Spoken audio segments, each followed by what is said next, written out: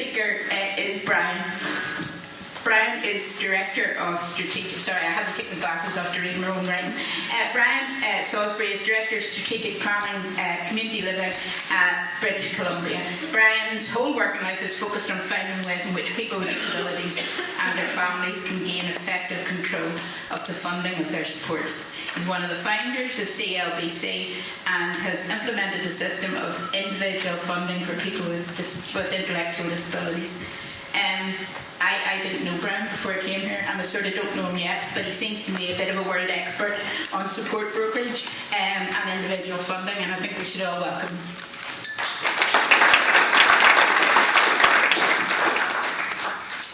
Thank you very much, folks. People hear me okay? Not standing too close? Okay, thanks. Let me start by saying thank you very much for inviting me to your country to talk a little bit about what we've been doing in British Columbia. I feel very honored to be here and to share some of our experiences, to share our journey. I'm going to talk a little bit later about the process that we went through in British Columbia, but I guess the initial observation I would like to make is that our paths, our journeys are very, very similar. In fact, if I can find my stuff here, I have before me the report of Disability Policy Review, and I read it twice. It's a long read, and there's sections of it that are complex. And in any event, so many of the issues that are raised, so many of the possibilities that are presented in terms of reconfiguring how you approach the delivery of services, they are very, very similar.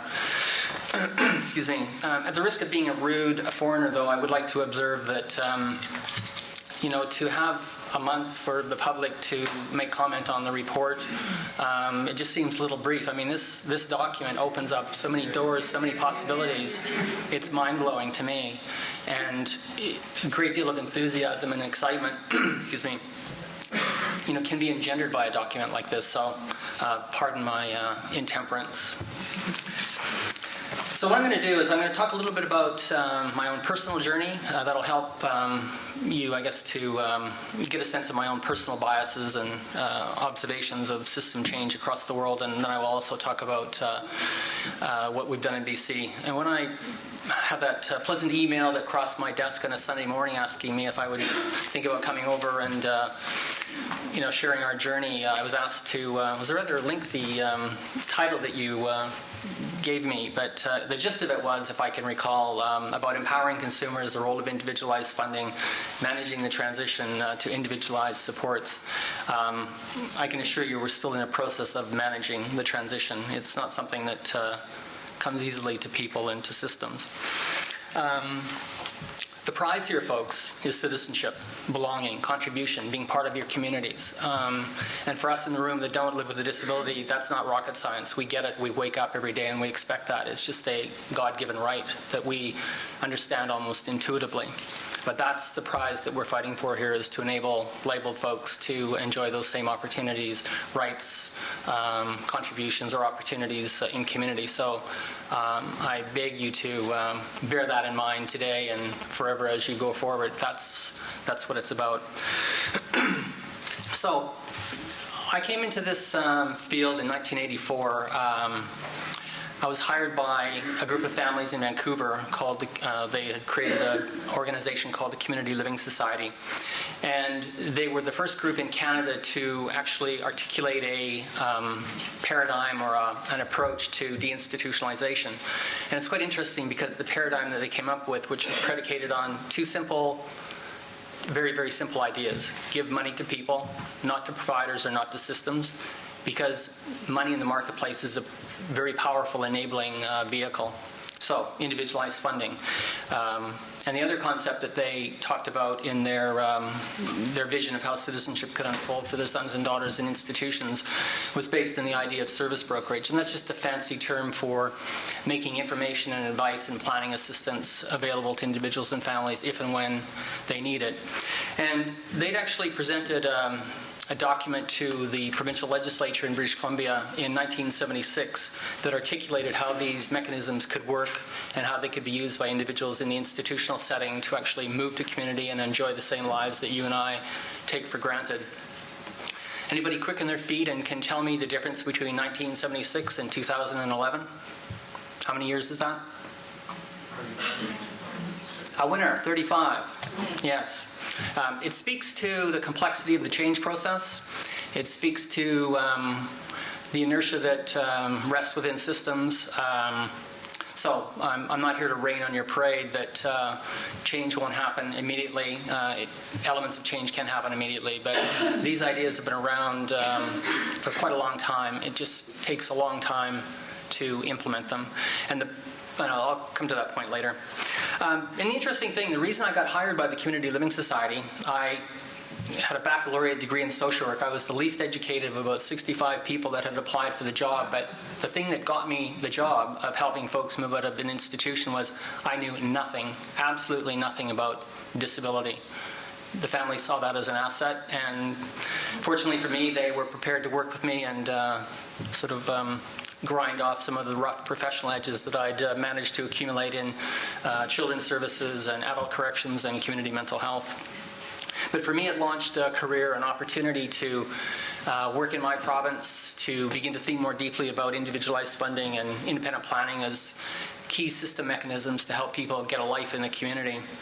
And it also enabled me to do a lot of traveling and consultation work in 11 different countries. And I did that between 1987 and about 1995, 96. And I spent a lot of time in the UK and had some chances in the early 90s to be part of dialogue there when they were beginning to think about the role of individualized funding. But my observations are that, firstly, there are pockets of excellence everywhere. There are some good practices in virtually every jurisdiction that I have been to or I'm aware of. The problem, of course, has always been scalability. How do you ramp this up so that it becomes something that's available to people as a general matter of everyday business, so to speak? And that's been the rub, that's been the challenge, bringing these ideas to scale. I'm only going to show a couple of slides. I won't PowerPoint you to death, so fear not. I'm going to come back to those in a second. But I guess there's a couple of things. Martin had talked about the notion of adoptability and why it's difficult to, bring direct payments, for example, to successful scale in the UK. The problem, in my estimation, is that we're trying to introduce highly innovative mechanisms based on a new paradigm within a dominant current paradigm. And you have then clashes between two world visions. That's one of the fundamental problems that you have. And this quote at the top, you can't bolt on mechanisms like IF and brokerage to the current supply side system and expect them to succeed. I wasn't clever enough to come up with that. That's John O'Brien who came up with that quote. But I think it's an indication of what's happening around the world. People tend to go, that's a really great idea. Let's just take that idea and bolt it onto the current system, the current approach. And while that can lead to positive results for some people, it doesn't necessarily have a major transformative effect on large systems. And I think we need to be aware of that. And I guess for me, for so many years, I just traveled around, and all I did was speak about individualized funding and independent planning. I thought they would save the planet plus the whales at the same time, and it ain't true. And I gradually became aware that all elements of the system have to be, roughly speaking, aligned. As Dr. Robert Sherlock would talk about, keep your eye on the prize, but you need to work backwards and align things, sort of inputs and outputs and outcomes. If they're not aligned, you run the risk of creating a dysfunctional system. And in the change process, you will go through it here. You need to make compromises along the way. Politics and economics and differing opinions, all of these things sometimes get in the way of ideology, obviously.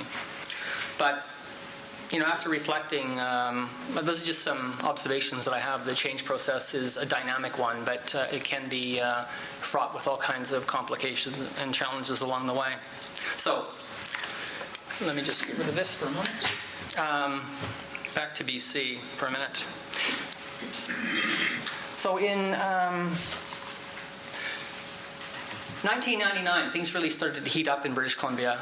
The collective weight of the dysfunctional system was beginning to become apparent to users of services, to families. Even government began to realize that what they had created or funded and helped create and conjunction with community stakeholders was just no longer meeting the needs of people. It was costly, it was unsustainable. And in 2001, Gordon Hogue, who was the then Minister of Children and Family Development, issued a white paper, and the quote is, anyways, you can read it here. Our approach is often characterized as disenfranchising and disempowering those who best know what services and supports are required to assist persons with developmental disabilities to independence, individuals, families, caregivers, and communities.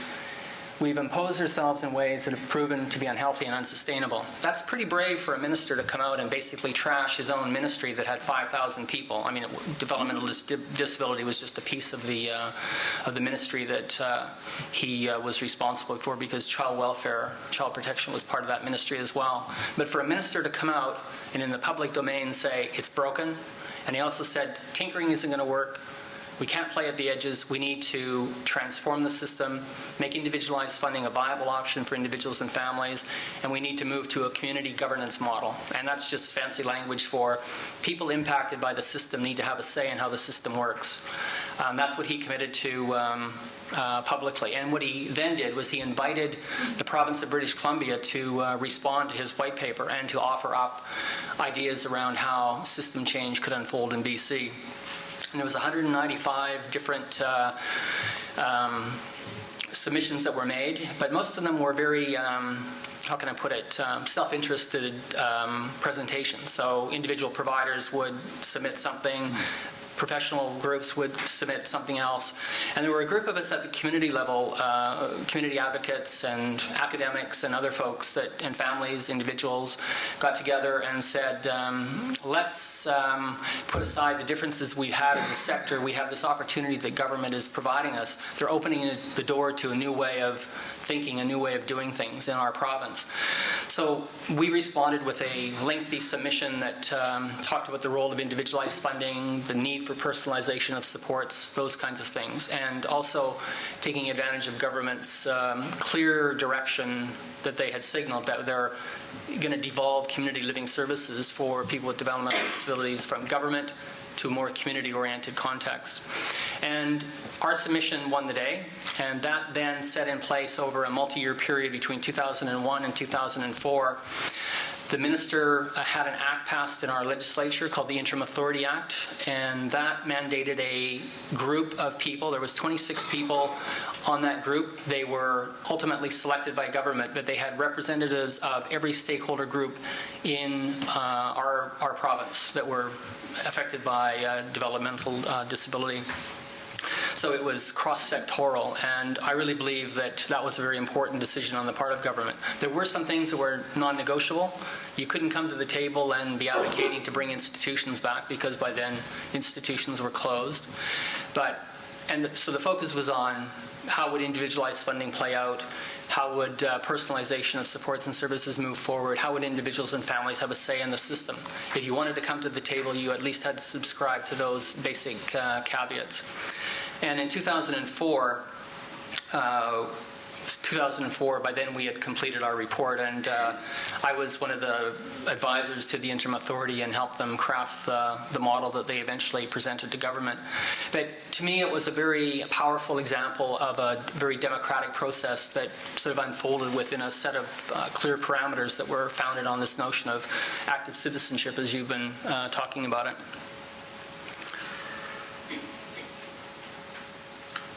So we ended up preparing a report that went to government. It was called A New Vision for Community Living, a Vision of Choice and Change. And I think the whole document itself with appendices was something like 500 pages. But the gist of it is that we would create a community governance model. What I'll do is, bear with me as I show you the... I'm not going to explain the graphic, because probably only I will understand it, but I will speak to the graphic if people can work with me on that. So the minister and government agreed. Well, I will say this, that when we prepared the final thoughts in terms of how the system could work, we said that there should be two separate bodies. One that was responsible for funding and the administration of public policy, in a sense, in our province. So monitoring, contracting, oversight of policy, monitoring outcomes, those sorts of things. But I'm a real believer, and some of my colleagues were at the time, that the planning function is as important, if not more important, than governance functions. And we advocated for a separate body that would be responsible for the planning function in BC. But we were basically told that government was quite happy to create one crown and devolve services to the community level, but they would not have two bodies to do that. So, you can take your bat and ball and go home and sulk for the rest of your life, or you can say, this is the real world, how it operates. We're presented with an opportunity, and that's what some of us did. We said, they're giving us this great opportunity to build a new future for people. Let's get with it and get on with it. So what happened was in 2005, Community Living British Columbia was created. And when I say a Crown authority, that would be similar to what you call a statutory body. We're just at arm's length from government. What we have, we're a standard kind of sort of government or quasi-government entity. There's different divisions. There's communications. There's quality assurance. There's, the people associated with the money issues, strategic planning, a whole bunch of stuff like that. That's pretty standard across the board. But there's some key things about what we created in BC. We're very, very mindful of the fact that individuals and families have to have a say in terms of how things unfold. So we did, over a multi-year period, roll out individualized funding. Even 6 years later, only 10% of people are using individualized funding. Unfortunately for us, the government folks, because you have to deal with Treasury Board and Comptroller General and Auditor General and Risk Management, and the list of people in government who potentially have a say in a major transformation like we went through were quite significant. And my analysis of individualized funding in the end is that we made it a bit administratively burdensome to be attractive to individuals and families, and we're committed to going back and smoothing out the edges, so to speak, to make it more available to people. But choice and control are important, but we have been trying to work with the provider community to move towards more personalized, individualized supports and services, but there are some willing leaders that are showing the way in terms of how that can be done, but there are also people that are, maybe CLBC will just eventually go away and we won't have to do this. So there is resistance to that as well. And in terms of our model, our approach, we try to enable individuals and families and community members to play a critical role in terms of advising us on a whole host of issues. So if we roll out policy, it's a consultative process. We have community councils around the province where individuals, families, community members, service providers work with local communities to promote opportunities for contribution and citizenship at the local level. And I'm a real believer that in the notion of the enabling state, I don't think it's healthy or desirable if the state has, let me put it in a more positive way. By enabling state, what I mean is that the state's obligation should be to create space and opportunity for communities to get on with the business of including people in community life. And that's what CLBC was created to do. So even though we have the planning function vested within our Crown, which is not something that I support personally, we do our best to drive decision-making down to local levels, because that's where innovation and creativity happen. They don't happen in bureaucratic settings like my beloved Crown agency is. Sorry, CEO, wherever you might be listening one day. Too bad, so sad, we move on. Okay, let me just find my notes here. So, and it's a work in progress. I mean, I think we've made tremendous gains over a 5-year period. We've put in place a totally different structure. We've created new roles and new processes. We have spent money investing in innovation, and I think Pat was part of our Exploration and Innovation series, where we brought leading practitioners from around the world to demonstrate to people how things could work, because it's about possibility. As Dr. Michael Kendrick would say, money doesn't think, people do. You need to invest in people, and that's done through training and education and a variety of other processes and mechanisms that you need to get on the table different ways of thinking and doing things. Person-centered thinking, I guess, is really what we're talking about here. So, some of the challenges we faced, there's been tremendous resistance. You know, my joke with my friends is it's called a dominant paradigm for a reason. You know, we have a life view. We invest our lifetime in finding ways to support the core views that we have about the world and people around us. Just because Brian Salisbury comes along one day and says, I've got an idea, I think you should implement it. That's not how it works. So there's been tremendous resistance along the way. People still see services as the prize, as the end. You know, like I said yesterday, I'm a real fan of what Meg Wheatley says, which is, whatever the question, community is the answer. So we created a model or a paradigm based on the notion that services, when needed, can be a means to an end. That end is citizenship. But that's it seems simple to say that here before you, and everybody nods their head and goes, yep, I'm with the program. But in everyday practice, how that plays out can be quite challenging. I mentioned earlier, one of the other challenges, IF, or individualized funding uptake, has been very slow. That's not the fault of individuals and families. That's our fault in the system for creating a complex way of negotiating that or navigating that system. Annual growth rate in British Columbia, 4 to 6%. There are two slopes, right? Demand, government capacity through the money they provide. They are different slopes. And that's created anxiety on the part of individuals and families that are looking for service. And it's also meant that it's put pressure on us to try to reform the legacy system, or what I call the legacy system, or the money invested in traditional day programs and group homes, because there's a tremendous amount of money that's locked up in those different types of service delivery, and clearly they're not adequately meeting the needs of many people. And you know, if my math is 4.5 million people live in BC, 4.5 million people live in Ireland. You have more money going to developmental disability services. Slap my hand if I'm wrong, but I can't imagine that there isn't slush in the budgets now and in the way services are provided to people, that the services could be delivered in a more personalized way, greater reliance on what we call generic, or what you would call typical everyday community type services. I think the cost per person probably could come down reasonably significantly in your jurisdiction. That's a lot of money potentially there to support the deinstitutionalization process. And if I may, make another editorial comment, I would hope that moving folks out of, institutions begins to happen yesterday. It's just, it needs to occur now. So those are some of the challenges that we faced. But there's also, the slides I will show you some of the key learnings. You're embarking on, like I also said yesterday, it's about changing the world. You're changing attitudes, you're challenging core values that people have. People need to be supported to continue to see possibility in a new way of thinking and doing things. So you need to have a change management strategy. We didn't have an effective one, because people will go through a loss process. To give up your worldview is not easy. People need to be supported to do that. That can happen through, education and training and mentoring and a whole bunch of approaches like that. But that's not something you just roll out and do in year one and, we've done the change management. It's forever work. Okay?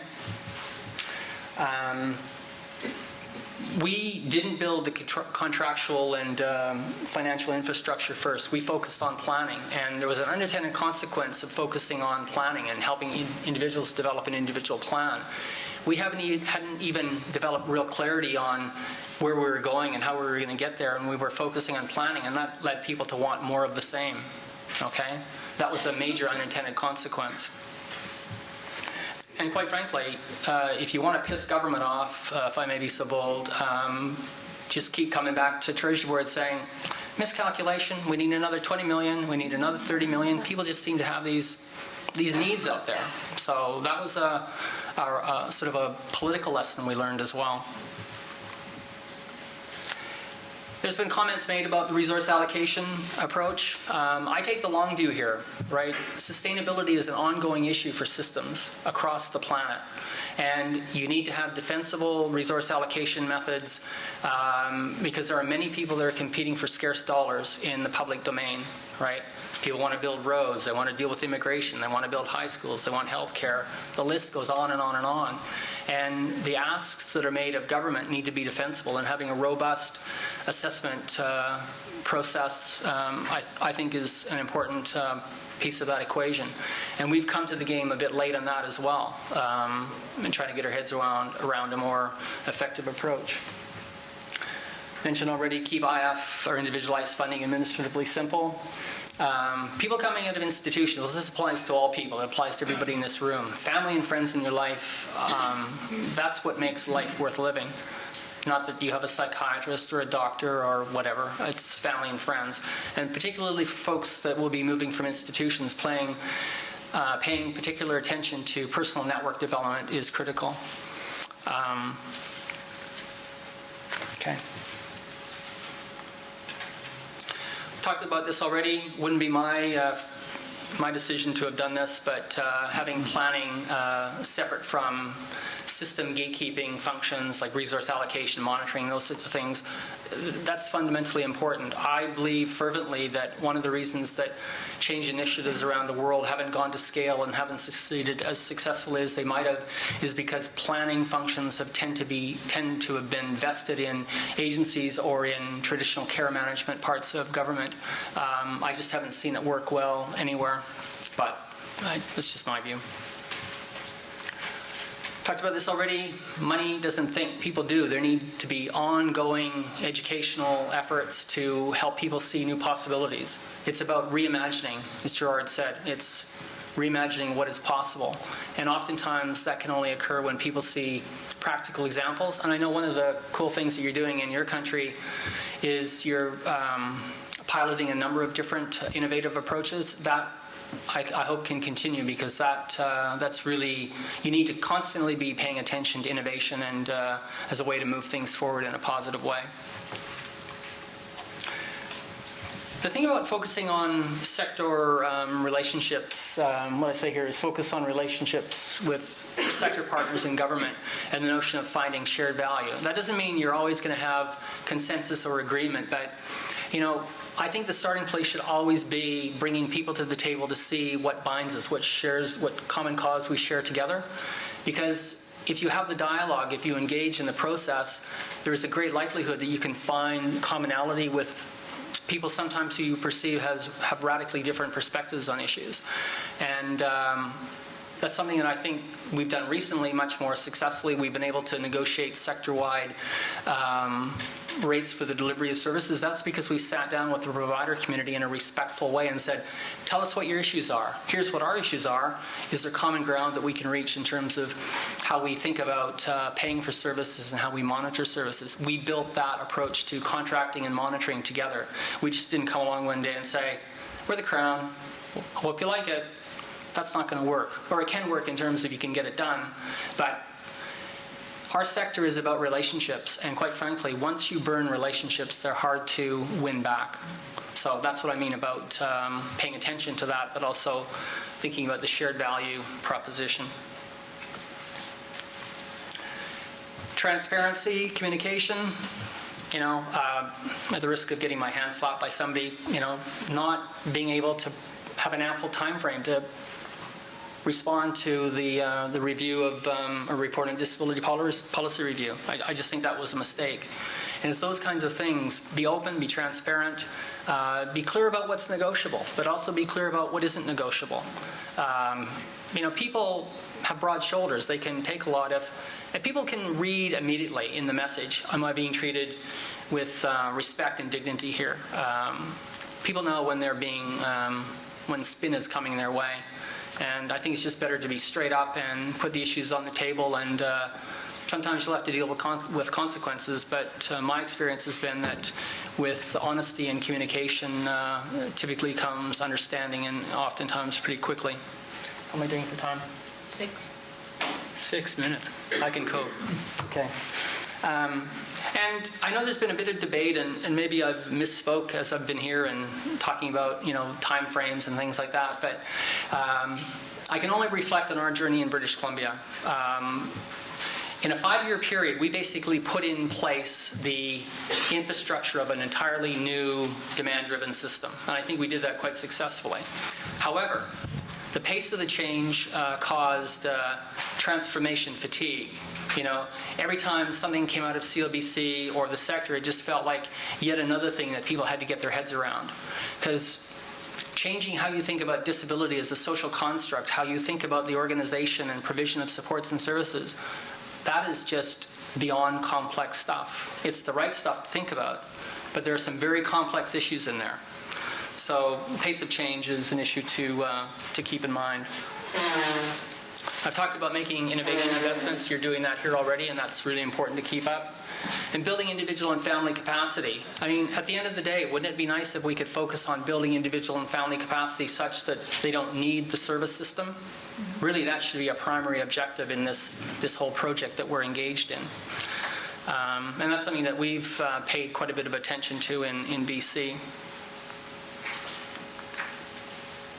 And then the last comment is around just investing in provider capacity around individualization. You can do that through demonstration projects. You can do that through work exchanges and conferences. But you need to continue to do that on an annual sort of ongoing basis because it'll pay dividends in the long term.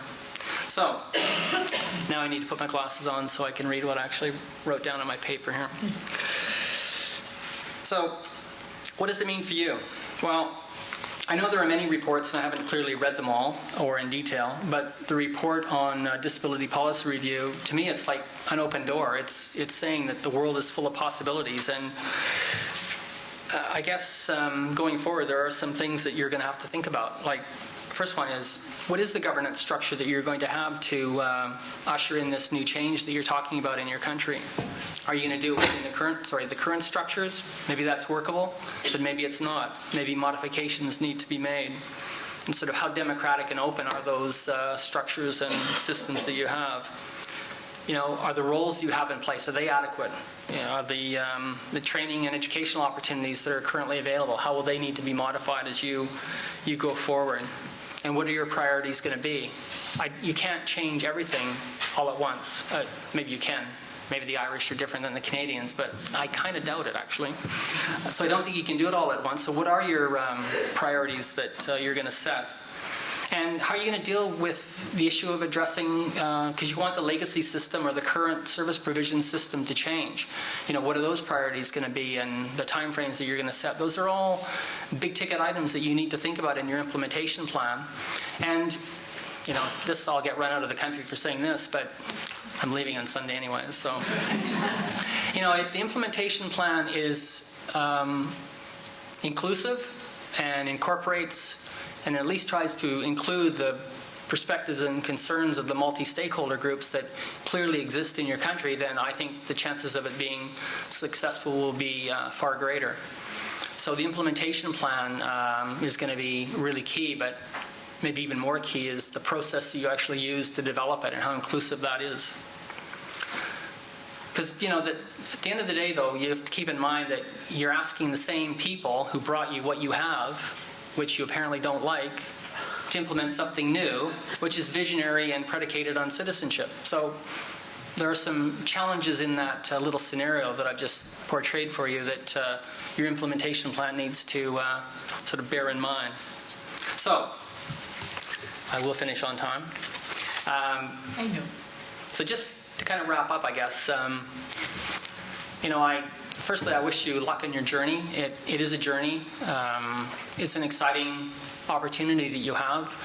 I don't know about you folks, but when I depart the planet, I want to be remembered for somebody who tried to make a difference in the lives of the people. I mean, the families who hired me gave me this great opportunity to make a difference. And you in the room, your colleagues that you're all leaders. You have a chance to influence others in the world around you. And you have this wonderful opportunity that's been presented to you to help a marginalized group or marginalized groups in your country to lead better lives that everyday citizens take for granted. So I think you should occasionally reflect on that leadership role that, it isn't just ED or executive directors and people like that that are leaders. They are, but everybody has leadership capacity. And I think each of you has to make a decision to exercise that. And you have a variety of forums to do that. Everyday opportunities to exercise leadership in terms of achieving this citizenship agenda. So I guess it's not going to be easy.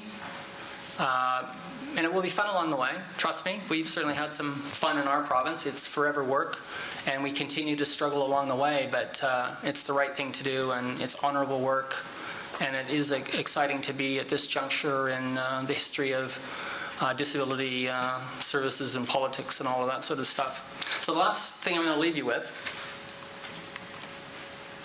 Michael Walzer is one of my favorite writers and authors. He's a political philosopher. So this is what you're left with. All that remains is to work out the details, but in everyday life, the details are everything. Thank you very much.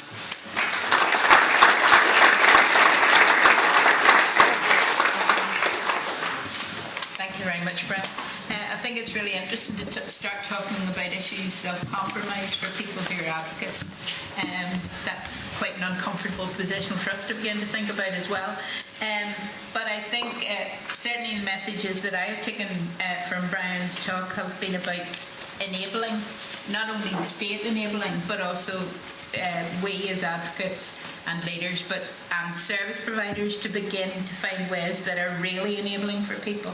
I think it was interesting to hear about the people who already support the system being asked to participate in a new system, and I think that focus on that anger and fear and anxiety of people who feel that they're being blamed for doing something that it was right to do 10 or 15 years ago.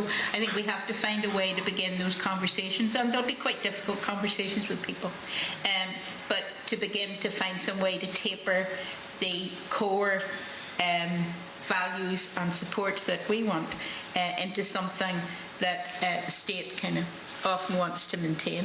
So I think that's really, really quite interesting. I think the other thing in terms of the state is to think around procurement criteria, because if the state doesn't begin to ask people, tell people that they have to do things in certain ways, then that won't happen.